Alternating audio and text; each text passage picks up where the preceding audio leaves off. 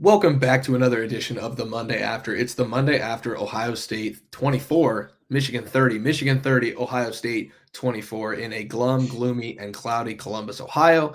It was 31 degrees, felt like 21 on the radar, and we did not feel like going to the horseshoe because we didn't want to freeze our tails off for 45 minutes breaking down disappointing edition of the game for Ohio State.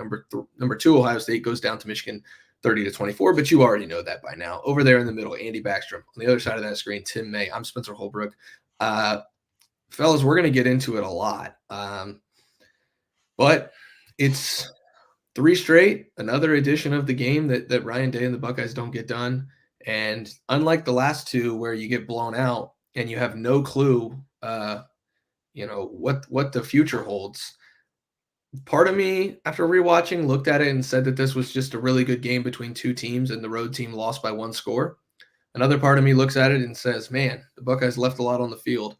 I'll toss it to you first, Andy. What did you think, and where do you fall on that between two good teams lost by one score and, man, Ohio State should have done things differently? Well, I totally agree with what Tim and I were saying right before we filmed their video after the game. Is if you didn't have a stake in this game, you were just watching this game as a fan of college football, a fan of sports. This was one of the best rivalry games you could ever see. I thought it was highly entertaining, back and forth. I know Michigan was in the lead the whole time, but except for when the game was tied 17-17. But I think that if you're an Ohio State fan, of course, that's not good enough, right? And it shouldn't be. And I think that to go back to the missed opportunities, it's from the first drive on. Emeka Egbuka drops a pass, and you just wonder, well, what if, you get going, you stay ahead of the sticks, you keep drives alive. They just couldn't really do that in that first quarter. Another for this team. It's been a second half team. Of course, it's hard to be a second half team against a team like Michigan. And I think my main point I want to emphasize is that, like, again, I know I talked a lot about creativity after the game. It's more of a combination of creativity and aggression. Like, Michigan goes for it 3 times on fourth down. Ohio State doesn't go for it at all on fourth down. They had 2 opportunities to do so. Michigan has a halfback option pass. We don't see anything of the sort from Ohio State. Michigan uses a quarterback, Alex Orji, to run the football 20 yards. It kind of slingshots one of their drives. We don't see any of Devin Brown, any of that wrinkle. So those are just kind of like the things that I compare and contrast and say one team just kind of emptied the chamber and the other, as you said, Spencer, kind of left some things on the bone. Yeah. The Tim? question is, though, did Ohio State have a lot of things it didn't throw out there? I've been discussing this with other people since we three got together after the game, and the thing that has struck me as I look back, I mean, from a second guessing standpoint, it has nothing to do with necessarily the plays that were called uh, on Saturday. It has to do with that injury to Devin Brown against Penn State, which set him back. He looked like he was moving okay. Really, he looked like he's moving the best we've seen him in pregame warmups, but I don't think it didn't seem like there's ever even a hint of maybe putting him in there for a change of pace like they did with Orji, the quarterback who went in there, clearly was a wildcat, and Ohio State, they'll let him go, 20 yards on his first carry. But stuff happens like that. But I just wonder, when you're sitting here now, they clearly had plans for Devin Brown to progress as this season went along. And then all of a sudden the injury looked like a big time high ankle sprain from what I could tell. But that injury just set them back. And my point is, those are one of the options you'd like to have in a game like this, where you can just, have the other team puzzled when a guy goes in. What's this all about, et cetera. They weren't able to spring that surprise, although they did spring some surprises. For example, with the Xavier Johnson on that inside little cut up inside play, which he hadn't shown all year. I thought that was a nice wrinkle for this team, because Michigan did not handle that. That play almost broke, as a matter of fact. And so there were some things Ohio State did that it hadn't done before. But you're right. The aggression part of it, we all talked about the 4th and 2 at the 30-something yard line, 35-yard line, just before the half with like 30-something seconds left. And they opted to let the clock run down to 3 seconds before they tried a 52-yard field goal. As Ryan Day explained, his motive there was to get points. 4th and 2 is not a given. If they had not gotten it on 4th and 2, they would have turned the ball over and would not have had a shot at a field goal. I understand all of his thinking. But as you look back on it in retrospect, a lot of people have, questioned that as being a moment where the aggression wasn't there. I think trying to get some more points on the board was nice, because when you really whittle this game down, Michigan scored 3 touchdowns. Ohio State scored 3 touchdowns. Michigan kicked 3 field goals. Ohio State kicked 1 or made 1. So that's it in a nutshell, as I like to say. I mean, we could parse all these other different things, and we will, and it's fun to do. Well, fun for us to do, but it really comes down to who scored more points. Yeah, Ohio State misses a field goal. Michigan makes an additional field goal. That's right. And the margin is 6 points.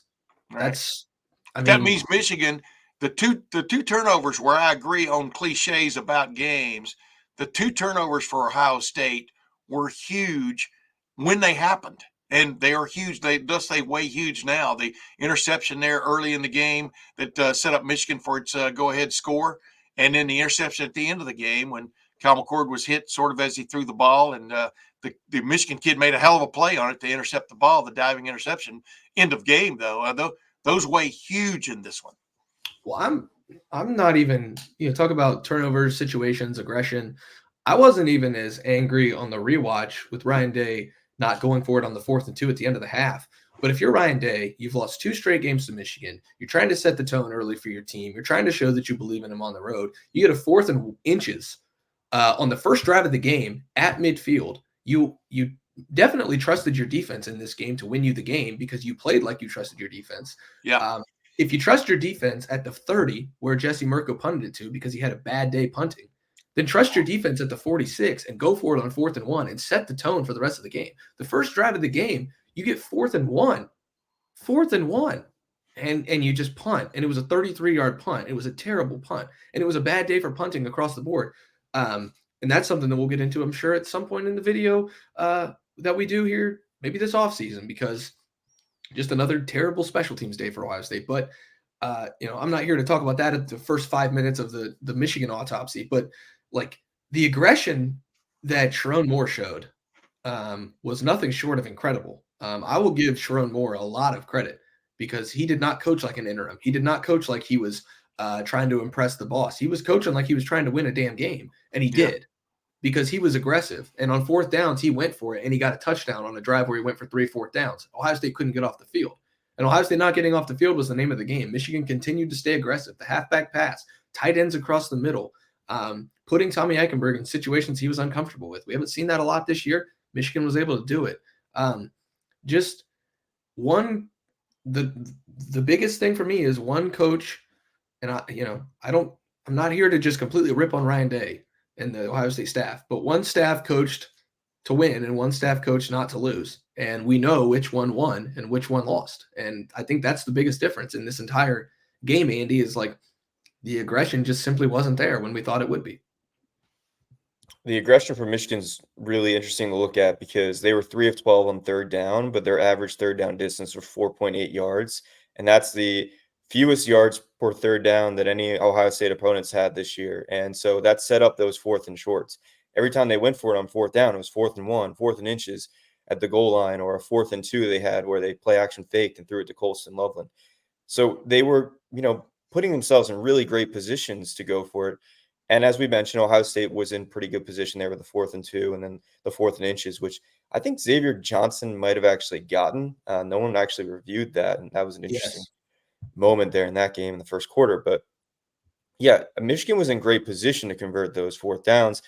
And yes, they rolled the dice. They trusted Blake Corum. They trusted their offensive line. They trusted J.J. McCarthy, who just outplayed Kyle McCord. I mean, he didn't turn the ball over, and he made 3 throws that I counted on my rewatch that were just like, wow, NFL scouts are going to love those because he's dynamic and he can make plays with his legs and he can make throws on the run. And he threw across his body a couple times and just made one throw. Now, I think it was near the boundary to Cornelius Johnson, and another throw to Cornelius Johnson that was on that final drive of the game while they were milking the clock. He threw across his body just where Cornelius Johnson could catch it. No one else could. He had to lay out for it.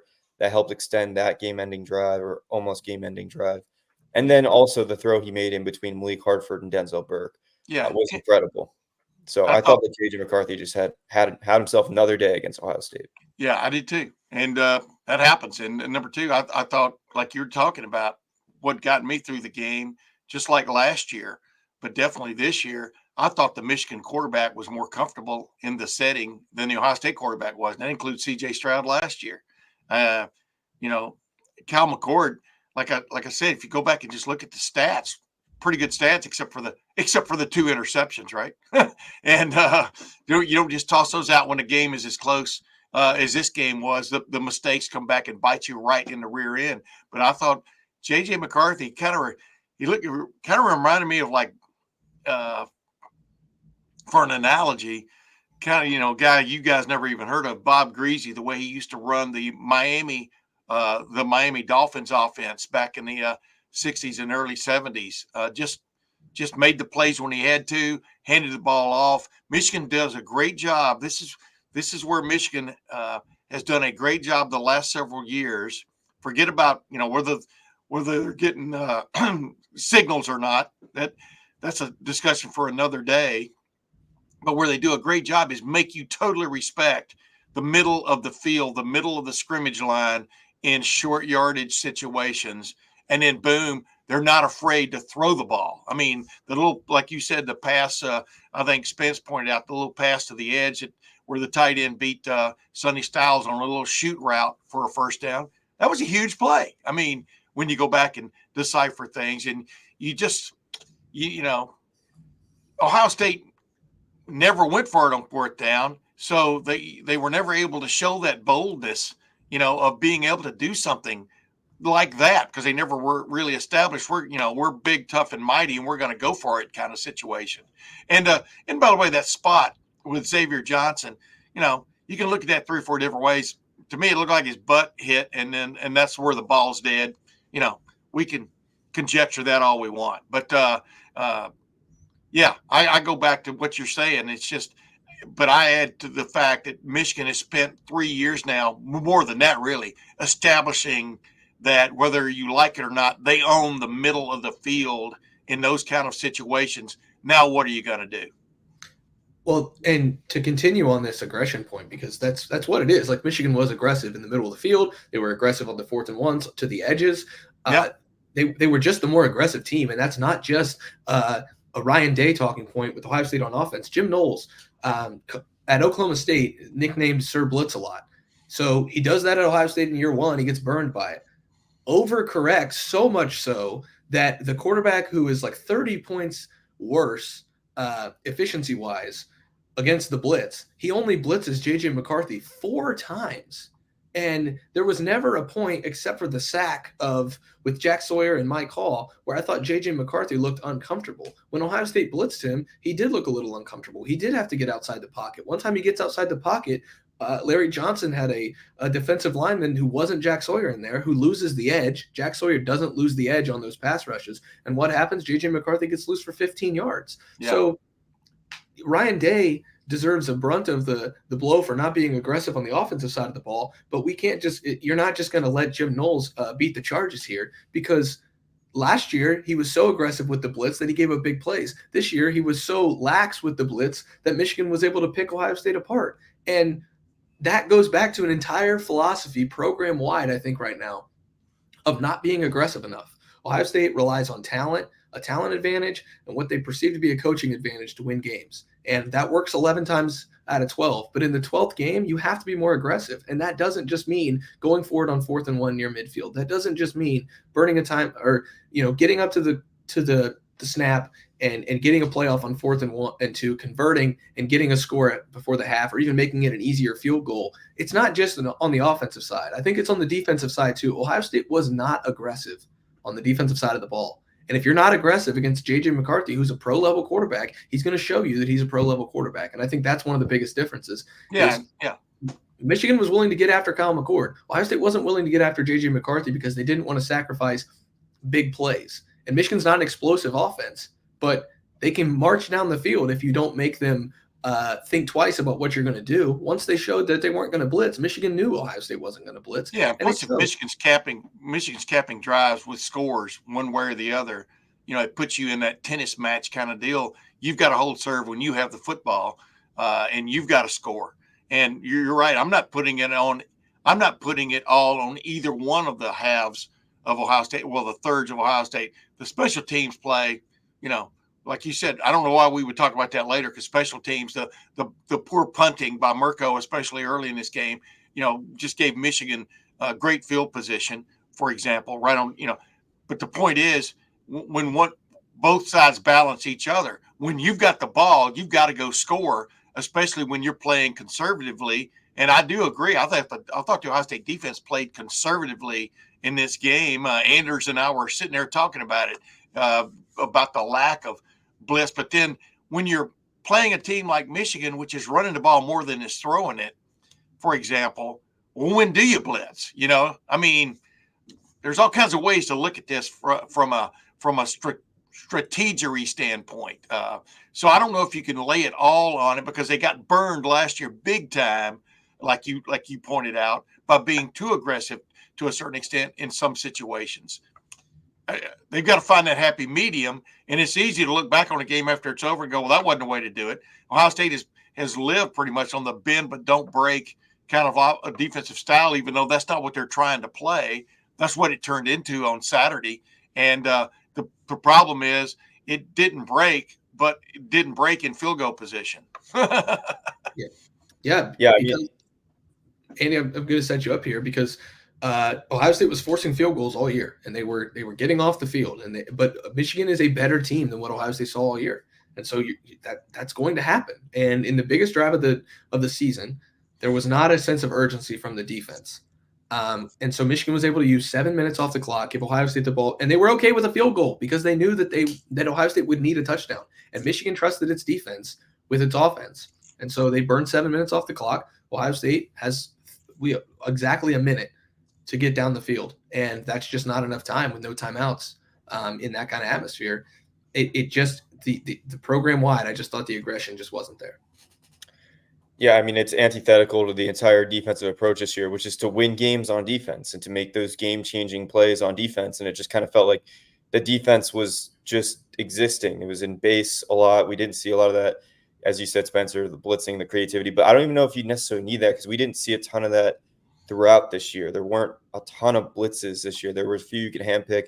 That was nice. Sonny Styles, or whether it was, Jordan Hancock coming in. Like, there were a few of those we could handpick. But this year was a lot of, I don't want to say vanilla, but just players making plays. And I just felt like the players didn't make some of those winning plays that we've seen them do. Denzel Burke came close with what, very well could have been an interception that was upheld as a touchdown. But look at the turnover margin in this game. +2 for Michigan. And this was not the first time Ohio State has lost a turnover battle. I wrote about this morning on lettermenrow.com. Ohio State actually lost the turnover battle in 5 of their 9 Big Ten games. And they only won the turnover battle in 3 games, period, this year. There was a couple where it was 0-0, or it was a wash between the two teams. But this Ohio State team only forced 11 turnovers in the regular season. That's on track for the fewest in a season this entire century. The 2005 team forced 12 turnovers. But this team, I know I was surprised when I looked at that stat, because I'm like, wait, they've got 4 defensive touchdowns.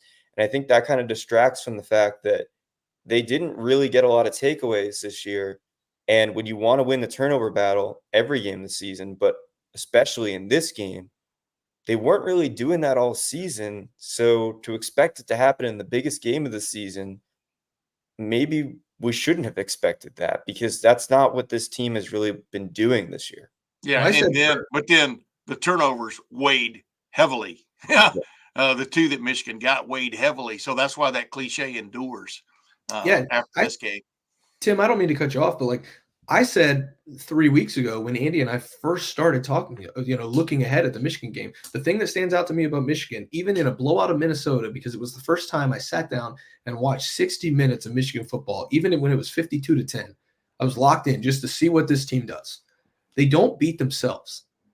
And if you're Ohio State and you're going to Ann Arbor, you are going into their house and you know this team doesn't beat itself. You are not going to get freebie opportunities like you got against other teams and you knew that Michigan was going to be aggressive because they've been aggressive against you for the last 2 years. If the team doesn't beat itself and is going to be aggressive against you, you have to take the aggression to Michigan. And program wide, I will say it again, and I will continue to say it. Program wide, there is a lack of aggression from Ohio State in this game in particular. You go for it on 4th and 1 against Michigan State or against Rutgers or against Purdue. I don't care. You have to bring aggression into this game because the script has flipped in this rivalry, and Michigan is the aggressor. It's the aggressor. They are the ones bringing it to you that you did for 20 years. You have to be aggressive in this game, and Ohio State did not give its players the ability to be aggressive because there were lax defensive calls and there were timid offensive calls. And I think that with the turnovers as well, of course, the turnovers are the tangible things that change this game. But the intangibles of aggression, I think, is what turned this game and made Michigan be able to walk out of here with a win. Because I think this was as even of a game as we've seen between these two teams in a long, long time. Like maybe since even 42-39. Like it was very, very even. 2016, I would say, is the last time we saw a game that was this even in this rivalry. And Ohio State wasn't aggressive. Michigan was. And so the 6-point margin is based on aggression and turnovers. Turnovers, the tangibles, aggression, the intangibles. Tim? Yeah. Well, I don't know what I'm supposed to say after that, except I don't agree that Ohio State is not, quote, aggressive. I believe there's something to be said for simplicity and just playing football, which I thought the Ohio State defense did for the most part. They did get 3 linebackers on the field a few times, things like that. I mean, they did shift some things around. They did try a few things. But I'm just looking at this mainly as in a game, just like I looked at when I look back on them. I'm not going to use retrospect again.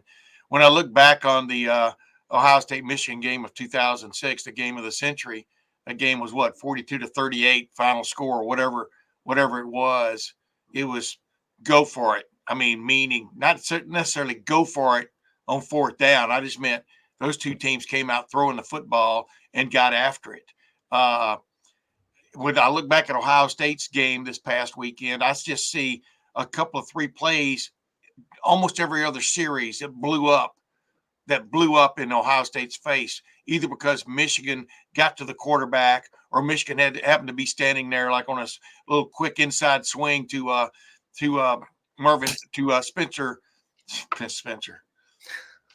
Travion Henderson. There we go. I'm gonna name out even my dog here in a minute. Where the defender was just standing right there and just hit Travion about as hard as he's been hit in 3 years at Ohio State. And you kind of go, as that play first develops, you're thinking, oh my goodness, this thing has possibilities. The defender is not only standing right there, but he makes the play. You know what I mean? I mean, that was not an aggressive defensive play by Michigan, but it was after the ball was in the air. It's just one of those things where I think you were trying to get, for example, defensively, you were trying to make sure people were in the right places to stop plays. And I thought Ohio State did a pretty good job of that much of the day. But then all of a sudden, a guy runs what I call an intermediate drag route, all the way across the field. Denzel Burke is running with him all the way and contests the catch going into the end zone. I still think that should have been looked at about 3 more times because the guy did get the ball, but as he crossed the goal line, Roman Wilson, as he crossed the goal line, the ball was coming loose, and Denzel Burke comes out of there with the ball held high. My point was that was, I think, a 3rd down play, if I remember correctly, number 1. And number 2, the defender was right there, but in the final analysis did not make the play. I'm not sure aggression there would have changed anything about that play except the Michigan quarterback threw a great pass to a guy who ran a great route, and a defender doing a pretty good job of defense didn't come up with it. So, I don't think just laying it off on lack of aggression is the right way of looking at this. There are points when you look at the game where you could have blitzed, maybe you could have changed some things up, but you also could have been burned again on that very kind of thing too. You know what I mean? I can see it from both directions. It's just Michigan hit some big plays when they really had to, And big plays, I mean, like that little, like I said, the shoot route to the tight end on a 4th down. They gained 3-4 yards, but got the first down. That is such a huge play. It's not 80 yards, but tick, tick, tick goes the clock. Ohio State was fighting both the Michigan offense and the clock this game because of that. Yeah, that's the bottom line. Ohio State dug itself a hole. Could somebody please translate what I just said and send it to me in succinct form? Ohio State dug itself a hole with a bad Kyle McCord interception, spotted Michigan 7 points, and then that was huge. Fighting uphill the rest of the game. And Michigan makes it 14-3. Ohio State responds. Michigan makes it, I believe, 27-17. Ohio State immediately responds. But one team made the other team punt in the second half, and one team did not. And so for all of the great things that Ohio State did defensively this year, that's true. Michigan did not punt in the second half. Michigan in the last 3 second halves against Ohio State, 6 quarters against Ohio State, second half of games, Michigan has punted 1 time in the second half of 2021, 2022, and 2023 combined. They have scored on 12 drives and punted on 1. That is absolutely unacceptable in a matchup game like this. Ryan Day talks about matchup games all the time. Unacceptable, which takes us to where do the Buckeyes go from here? Obviously, the obvious answer is either chaos ensues and Ohio State backdoors its way into the playoff. I believe Ohio State's one of the 4 best teams in the country. They took the number 2 team in the country to the brink on the road on Saturday. But sometimes the 4 best teams don't make it in, and that's just the harsh reality of this sport. So the likelihood is that Ohio State's going to go by a lot of reporting that Tim, you've done, that some people are talking about. Ohio State's going to go to the Orange Bowl in all likelihood. But that's not really like where this conversation goes of like, where do the Buckeyes go from here? They obviously go to a bowl game that they don't want to be in. But like, do things need to change? Does Ohio State, like every time you lose to Michigan, it's a referendum on the program. So we just have to ask, like, where do the Buckeyes go? What happens here? And I'll start with you, Andy, because this is a discussion we're going to have for at least the next week as we try to piece back together the brokenness that comes with losing to Michigan. Yeah, first and foremost, something with special teams needs to change. Whether you're going to do a staff change, whether you're going to do a complete philosophy change, I don't know, but something needs to change because pretty much every game this year there was a mistake in special teams. There were mistakes again in special teams in the most important game of the year, and it's not just missed kicks, it's not just bad punts, it's illegal formation penalties. It's just all sorts of miscommunication, things that have just been happening, and actually last year as well. It didn't get better. So that's one thing you gotta address.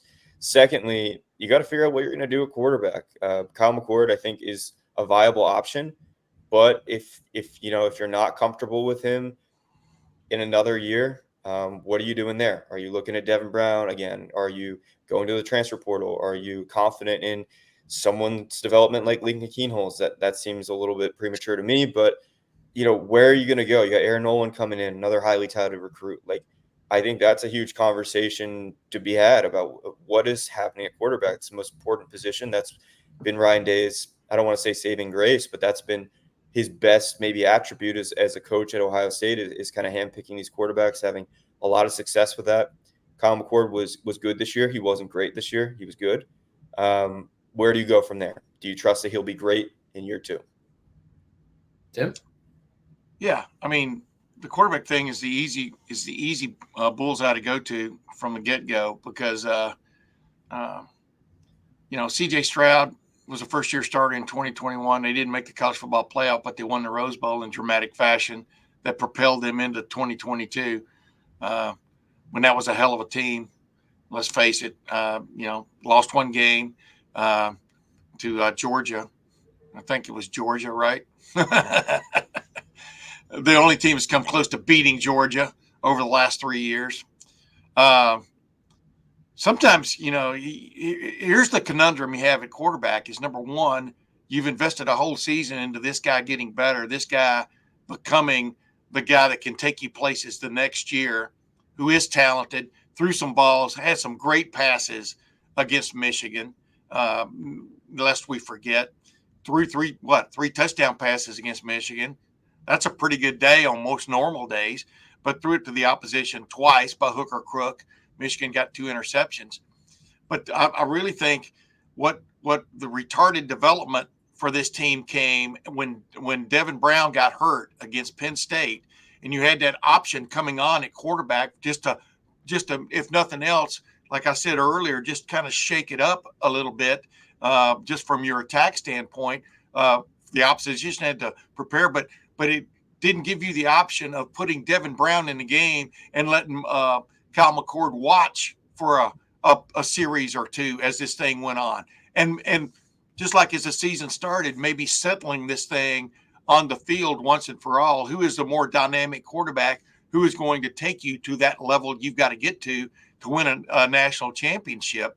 That battle is going to be joined.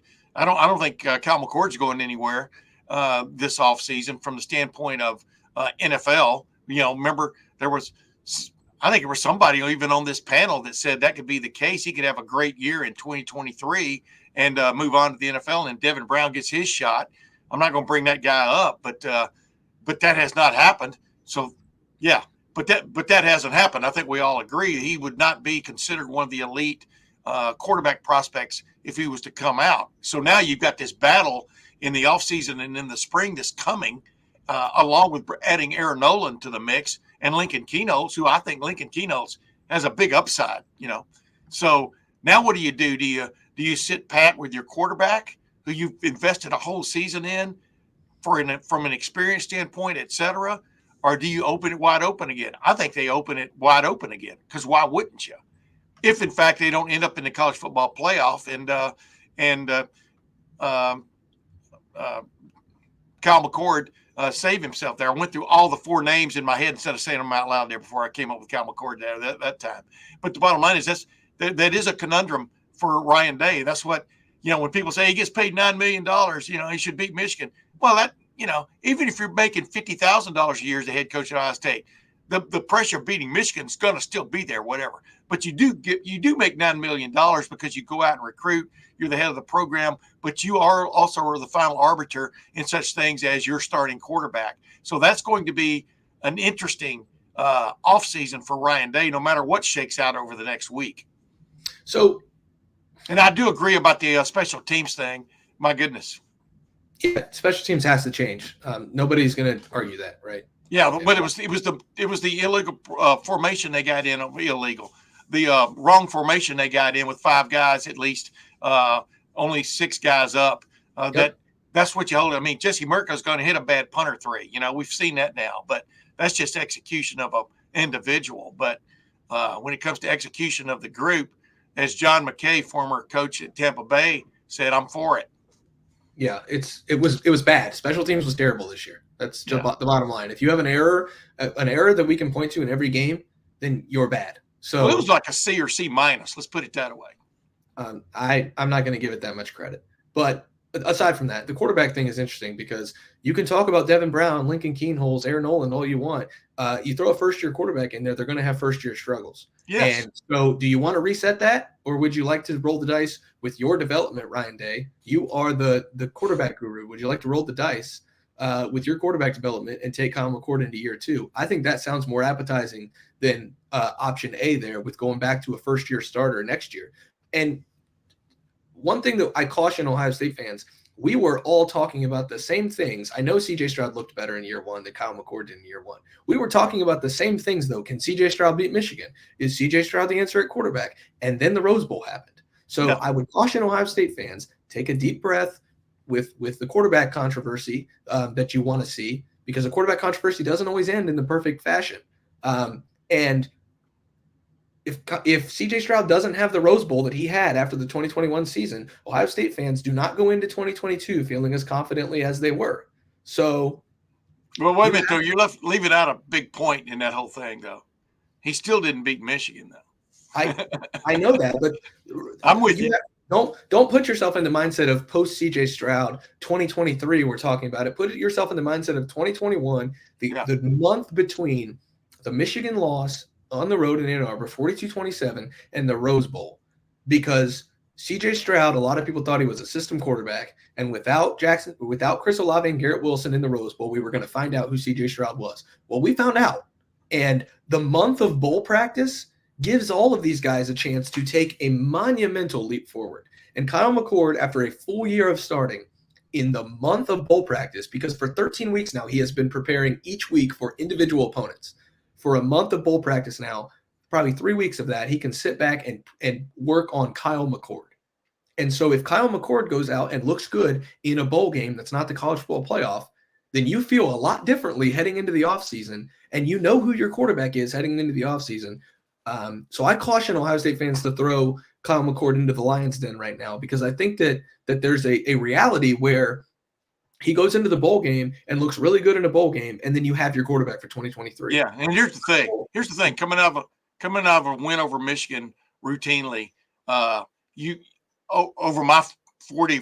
I mean, actually, I've been to like 43 or 44 of the games. I lose count sometimes because one time I didn't go because I had the flu, or was coming off the flu. But the point is, you remember a play made by the quarterback in those games, just like you remember a big run usually by a running back for Ohio State in those games. But you remember a huge play like J.T. Barrett keeping the ball in at 4th and 1, and them getting the spot in 2016. Doesn't matter. They got the spot where the Michigan fans want to contest it. You remember the Justin Fields coming back after getting almost knocked out of the game, coming back and immediately throwing a touchdown pass to Garrett Wilson, I think it was.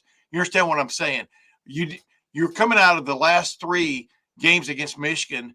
I mean, yeah, you can name a play the quarterback made, but you can't necessarily name the play, that made the difference, like Art Schlichter keeping the ball and running in for a touchdown behind Von Broadnax in 1981, right on down the line, a great throw and catch by Troy Smith to Anthony Gonzalez in 2005. 2006, several great passes by Troy Smith, who went on to win the Heisman.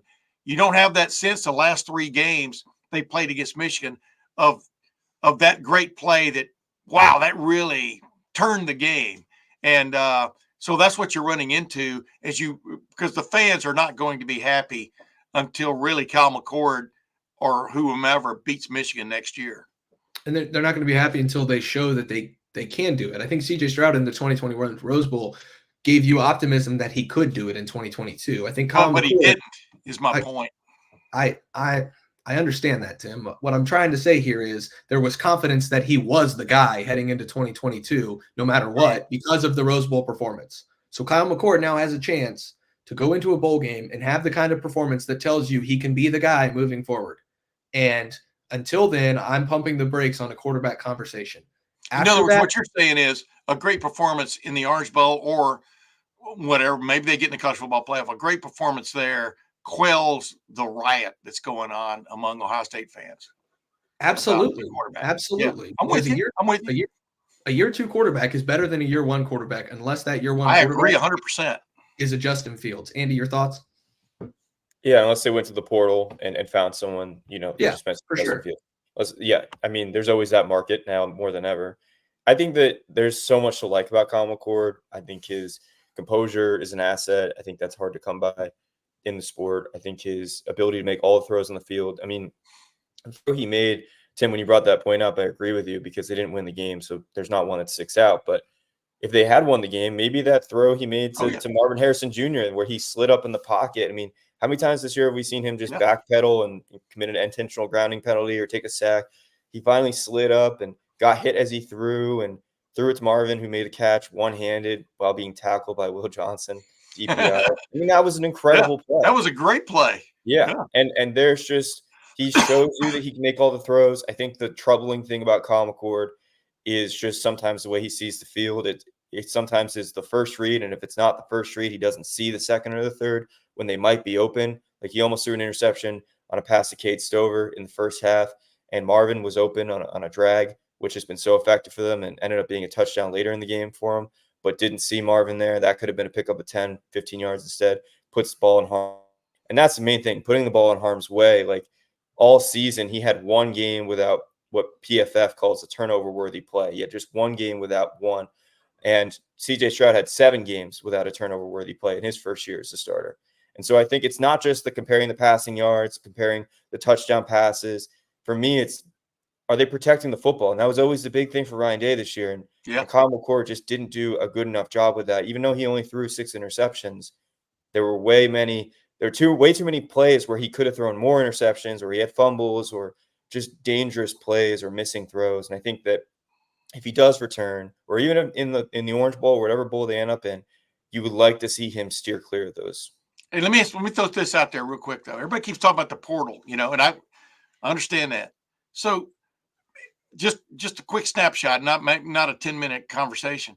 So who's out there that you're hearing rumblings that that is unhappy wherever they are, who's better than the really the 3 guys they've got, and then the guy coming in, Aaron Nolan, who's out there that Nobody. right now, I mean, nobody's out there right now. I mean, I understand that, but who is out there that that could come in and be this guy? Clearly, Hartman goes to Notre Dame, but he didn't end up being totally the answer for them, as you can see.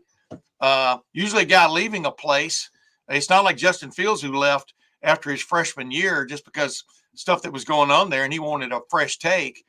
Who's out there? Nobody right now that I know of who matches Devin Brown or Kyle McCord or Lincoln Keen. I think Lincoln Keenholz has a big upside. That's the guy I'm going to be watching. But I also think Devin Brown does too. So I think they've got some players there and one coming that they have potential, big time potential to take this team, like you said, to the next level. Who are they going to be throwing to? That'll be determined later. But I in my opinion, I think you stand pat with the quarterbacks you got. Maybe try to hang on to them. I would agree, because there's nobody in the portal that you're going to go get who's better than Kyle McCord. I'm sorry. I thought Kyle McCord was better this year than Sam Hartman. At me. I do too. My Twitter handle's right there. If you don't agree, take that up on social media, and I'll fight you tooth and nail, because I did not think Sam Hartman was very good. And Notre Dame thought he was going to take him to a national championship game. So, you're not just waltzing into the portal. Justin Fields don't grow on trees, folks. So, it's a conversation worth having, but right now it's not really a conversation at all, because if it's not Kyle McCord, it's somebody in the house. And I still think Ryan Day is going to trust his development of a quarterback in his second year as the starter than he will going to a first-year starter within the program. And so, in my opinion, right now on November 27th, you're looking at 2024 starting quarterback Kyle McCord. And so we'll see what happens there. We'll see what happens also. We already talked about special teams. Something's going to have to change there, whether that's a coaching change. Ohio State has to make sure they keep hold of James Laurinaitis, who needs to be in a full-time assistant role so he can get on the trail and help develop linebackers. He's going to be an absolute superstar on the recruiting trail. Ohio State knows that. It doesn't believe it. It knows it. Larry Johnson every single year now has a decision to make on his future. I'm not reporting anything, but he's in his 70s. At some point he's going to retire. So he's got a decision to make. Is Ryan Day okay with the quarterback development? While he's taking more of that CEO role, is he okay with the quarterback development of Corey Dennis and how he's doing? But it's not just Corey Dennis involved in that. There are other guys involved in quarterback development. How did the tight ends progress this year? Was he satisfied with what Keenan Bailey did? And again, I'm not saying that any of these guys are on the hot seat except for one of them, and we've already talked about that. But Ryan Day, now with a third straight loss to Michigan, has a lot of pivotal decisions to make for the direction of his program moving forward. And it is crazy to say that after a 6-point loss to one of the 2 best teams in America on the road. But that is the pressure cooker that comes with being the head coach at Ohio State. So he's got a lot of big-time decisions that he's got to wrap his head around and make, not only with personnel and his players, but personnel on his coaching staff, to make sure he's got the right guys that he believes can win a national championship at Ohio State, Andy. By the way, Alabama, you talk about rivalry games. Auburn gets drilled by New Mexico State and Jerry Kill, or as I said, killed by Jerry Kill in New Mexico State. Comes back, Alabama hits a Hail Mary pass on 4th and goal from the 31-yard line to win that game and risking elimination from the college football playoff consideration, even though they're playing Georgia rivalry games, man. Never take them for granted. Look around the country how crazy rivalry games were this year, and this, like I just was alluding to earlier, and you just brought it up, and it piqued my mind, Spencer, is Ohio State lost one game this year by 6 points, and we've just nitpicked how they could have avoided that. The point is they did get beat, but they're still 11-1. This was a hell of a season again for Ohio State, and I understand the gloom and doom. Believe me, I've been covering it forever, for back to the last century. Y'all can't say that. I can say that. Say back to the last century. You never really get over. Ohio State fans don't a loss to Michigan. They will nitpick that. I had a buddy of mine texted me over the weekend. See, they never should have let Quinn Ewers go, and I'm just going, dude, you're not. That's not even playing fair. That's not even playing in the same ballpark when you want to start arguing about things. We all know about the Quinn Ewers thing and how it went down and how weird it was from beginning to end. The thing here is, like you just said, I mean, I like the premise of this video because it's looking forward from here that matters, because you can't do anything about what just happened up in the big house. And like you said, there are some questions, though, that Ryan Day has to answer. And this offseason, from the standpoint of staff, from the standpoint of personnel, and waiting to see how the smoke clears on who's left, on his roster, either before the bowl game, if they don't get in the college football playoff, and then moving forward. So this is going to be an interesting offseason, no matter what, for Ohio State and Ryan Day. And it all starts with the staff, Andy. Yeah, defensively, I think you got to feel pretty good about things. So, I mean, I know, look, you don't get the punt forced in the second half, but they did force 3 field goals, which is not like something to gloss over. I mean, this Michigan offense is pretty good too. But I also think that for the most part, this defense was elite this year. And we didn't see the fall off that started to happen against Penn State, that happened at Maryland last year, that then bleeded into the Michigan game and then carried over into the Georgia game. Like this defense was elite up until the final game, and then it was just okay in the final game, because it did start off really well. And I think that, it's not the same panic button that's being hit. I at least in my opinion, shouldn't be hit with Jim Knowles. Like, I think you have to like a lot of what you saw from him this year. And, if he got burned with the same stuff he got burned with last year, then that is alarming. And then you're like, okay, we need a change.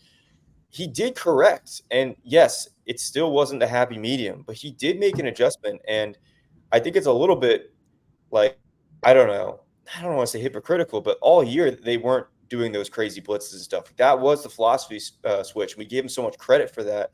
To say that he should have done that in the most important game of the year feels like a deviation of what worked so well this year. So I think they really just were one play away, which is what he said. At Notre Dame, they got that one play. It was actually 2 by JT Tuimoloau. Yeah. They didn't get that one play against Michigan, but they were close. And if they did, we wouldn't be talking about that. We would be talking about how the defense really only gave up 23 points because the offense spotted them 7 the first drive of the game, or the first quarter of the game. So I think this defense you have to feel good about. You remember when Ohio State came back and tied it in the second half? And I whispered to you, Anders, wow, this is the moment for the defense, because you could sense in the crowd there in the big house, Ohio State has come back. They've tied this game. Uh-oh, here we go. And they didn't get that stop, on that next possession. And you're kind of going, okay, sometimes the other team just has it going on better than you do on a particular day. But yeah, that was the moment, as I call it, the moment of truth. I know I overplay that, but I don't give a damn. That was the moment of truth for the defense, because that was a chance for Ohio State to take full control of that game, and they didn't get it done.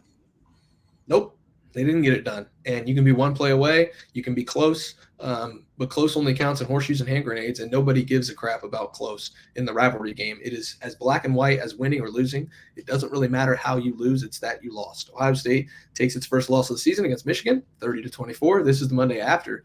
Michigan 30, Ohio State 24. A lot more to break down. Dissecting the game, dissecting what went wrong, dissecting what needs to go right, dissecting who needs to go, who needs to stay, as far as the NFL decisions and transfer portal, and a lot of that going on. And right now you can get the full coverage at lettermenrow.com on a YouTube special, $1 for your first 2 months with the code OSU1. When you sign up, that's $1 for your first 2 months when you use the code OSU1. That's a hell of a deal. Tim made the 40-year bet. He's going to be covering it like he does 365 days a year for the last 40 years. Andy Backstrom, he's going to be there covering it at lettermenrow.com. And me, Spencer Holbrook, Alex Gleitman, Matt Parker do a great job on the recruiting side as the Buckeyes look to round out their signing class and get back to beating Michigan next year. This year, third straight loss. Ryan Day is going to have to pick up the pieces, figure out what to do. We'll cover it every step of the way at lettermenrow.com. Hey, let me interrupt you, though, real quick, Spence. Isn't it amazing? We always talk about this. It's been ever since I moved up here, ever since I started covering Ohio State on a full-time basis. There are 3 seasons for Ohio State. It's the regular season up to the Michigan game, and then the postseason. And that just so felt like it this year. Y'all agree? I mean, there was everything up to the Michigan game, and then the Michigan game just seemed like its own little universe. And it was, and it's now gone, but you guys are still early in your realm of covering Ohio State football, but doesn't it feel like that? Absolutely. So anyway, that's all I wanted to interject. I mean, it really is a game unto itself. Yeah. Ohio State was 11-0 and then 0-1 in the second season. And 0-1 gets you a date most likely in the Orange Bowl rather than where you want to be trying to win a national championship. No matter where the Buckeyes go, no matter where the College Bowl Playoff Committee sends them, Lettermen Row will be there. Probably Miami, maybe the College Bowl Playoff if we get lucky, if Ohio State gets lucky and gets a little miracle. Gets a little championship weekend miracle. We'll see what happens. But until then, we'll see you guys over in the Letterman Lounge on the message board. We'll see you at lettermenrow.com. Thanks for watching. Thanks for listening. We'll see you guys there.